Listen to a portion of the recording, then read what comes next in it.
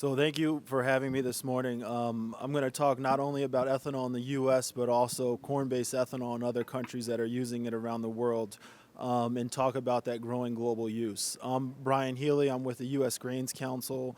We're an organization that represents corn, barley, and sorghum producers in the U.S., as well as the other components of production. So distillers, dry grains, as well as ethanol, and then the other agribusinesses throughout that value chain. We have a presence in 13 markets overseas and work in more than 50 markets to develop the use not only as a feed component, but more recently in the last 4 years in earnest as a fuel component.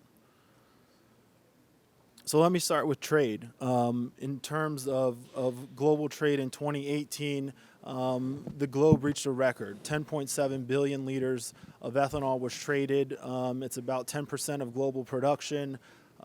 This blue line in the middle is representing U.S. market share. So corn is a predominant feedstock in the United States. There is some sorghum use, but 96% of ethanol produced in the U.S. is corn-based.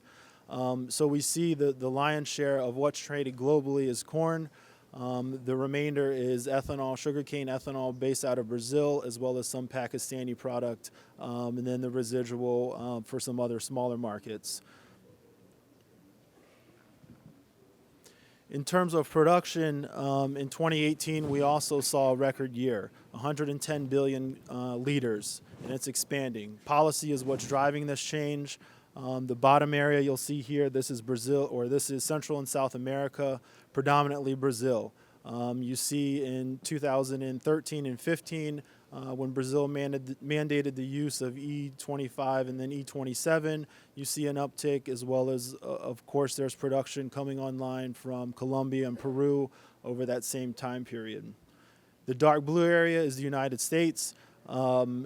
Early on, you see there was some use in the U.S. As an oxygen component in the fuel, but really it wasn't until 2005 and 2007 when the Renewable Fuel Standard 1 and 2 were implemented, where you see the structural shift in how corn is used and how ethanol began to be produced in the U.S. You see a similar case in the EU, which is the yellow area.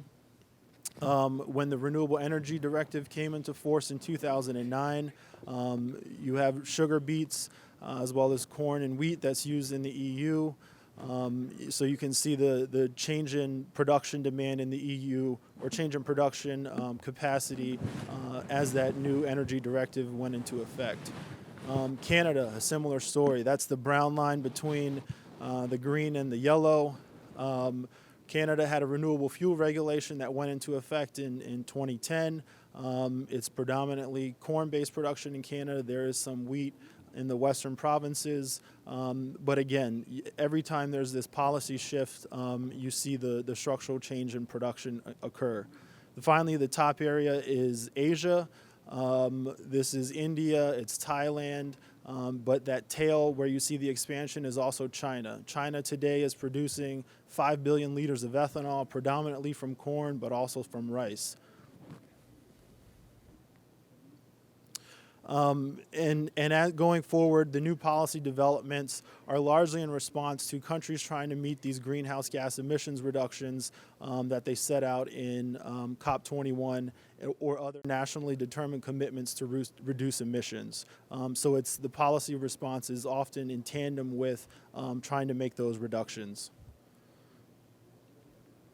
This chart shows historic corn production.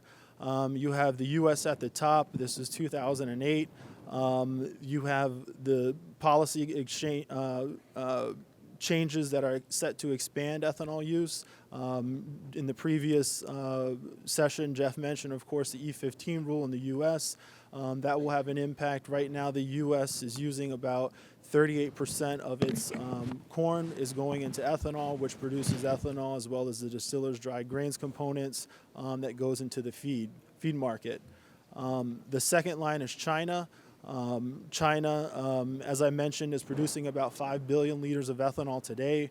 Their policy is to move to E10 by 2020, and they've had a number of provincial level policy announcements over the last since 2017 as they make their way towards that announcement. In part in China, the policy was to work off some of those high corn stocks that they had. And so as they go through those corn stocks, other production will be moved towards corn production. Below China, you see Brazil in the light blue line.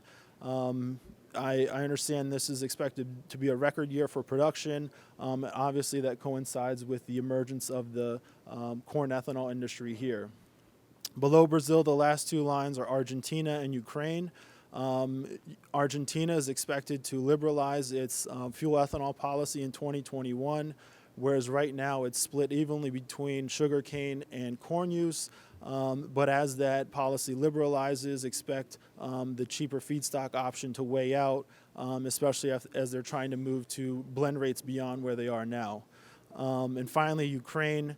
There is no ethanol policy there. There's not much production, or there is no production to my knowledge, but expect that as the globe continues to demand ethanol and them having a cheap feedstock source may emerge as a regional producer.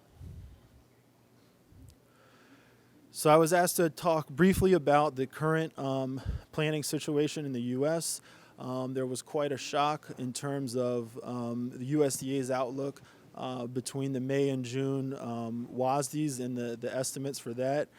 You had a decrease in area planted estimate as well as a decrease in the yield estimate. Quite a significant drop in yield, 10 bushels per acre. This is nowhere near the levels that we saw in 2012 and 2013, which were about 123 bushels per acre. However, this does translate to a decline in production in the U.S. USDA is now estimating from May to June about a 10% drop, which was pretty significant, and I think quite a shock to many markets. And so what does that mean? Ending stocks largely will be affected by that.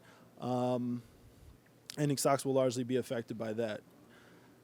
And so, as we talk about, the U.S. crop, again, we'll see the dip in production mainly because there's strong domestic demand both for ethanol as well as for feed use. But you'll see a large carryout from last year. And largely the difference will be made up from the South American crop, as I mentioned in Brazil, but also Ukraine, and then expecting that that price parity will soon return. So transitioning a bit, and talking about sort of this commodification of ethanol, especially corn-based ethanol, but ethanol in general, corn ethanol will remain the predominant feedstock in global expansion. Right now, Brazil is producing about half of what the U.S. is with Ethanol Bio. I know the goal is to expand that and double it, putting it on parity to where the U.S. is today. But in terms of new production coming online, whether it's in the U.S., China, Canada, and other markets, we'll see that corn and grains will be the predominant feedstock that are leading production globally. And another point is that collaboration remains an opportunity for expanding this use. This was a key takeaway of the last session, but there's a need to support and working together with other countries to be able to demonstrate these economic benefits. And so even Brazil is looking towards Ethanol Bio and Paris for their 2030 reductions, it's an opportunity for the global ethanol industry to recognize the opportunities to move forward towards 2030, because there are some major impediments. There is an expectation that there is a continued use of ethanol as a component of transportation fuel for greenhouse gas emissions reduction targets. Brazil has demonstrated that. Canada is now in the process of rewriting their renewable fuels regulation to the Clean Fuel Standard, which incentivizes the use of clean technologies that deliver carbon emissions reductions. And ethanol, upwards of 15% is largely going to use that for the gasoline sector. Other countries, the EU, Japan, are looking at ways to reduce their emissions, but it's being able to deliver those targets at significant levels. Japan today is using ETB as its oxygen in its fuel, but that volume of ETBE only represents 1.6% of their total in each gallon of gas. And so, you can have significant reductions, but if it's less than 2% of the fuel that's in each vehicle, the differences or the impact is minimal. And so conveying those important targets is something that globally the industry has to do. We'll continue to see an increased share of exports as a component of total production. A few years ago, ethanol globally was only about 5 to 6% traded. That was true for the U.S. and other markets. Today, it's about 10%. So we're seeing an increase of ethanol entering markets that don't produce it or have supply gaps. And so we'll continue to see this as we have with other commodities. That ties into the normalization of ethanol use in countries without production. As countries that are trying to reduce their GHG emissions work towards finding solutions, they're increasingly going to have to look at ethanol and importing ethanol from other countries. As we saw, a lot of the countries that are already major corn producers or even sugarcane producers already have a policy in effect today. And so the opportunity lies in those countries that don't have that feedstock available, but still have the opportunity to capture the greenhouse gas emissions reductions, all leading to expanded global trade. But this relies upon having tariff rates equitable to other energy sources. This is not just a reflection of trade policies that have gone into effect in the last year or the last 2 or 3 years, but recognizing that ethanol replaces other components of gasoline, whether it's aromatics, MTBE, or gasoline itself, and having countries be able to have those tariff structures that reflect that dynamic. Indonesia is an example of this, where ethanol has a 30% tariff rate, aromatics have a 5%, gasoline has a 0% tariff rate. So creating tariff equity across that and treating ethanol as a comparable energy source is what really will spur the industry going forward.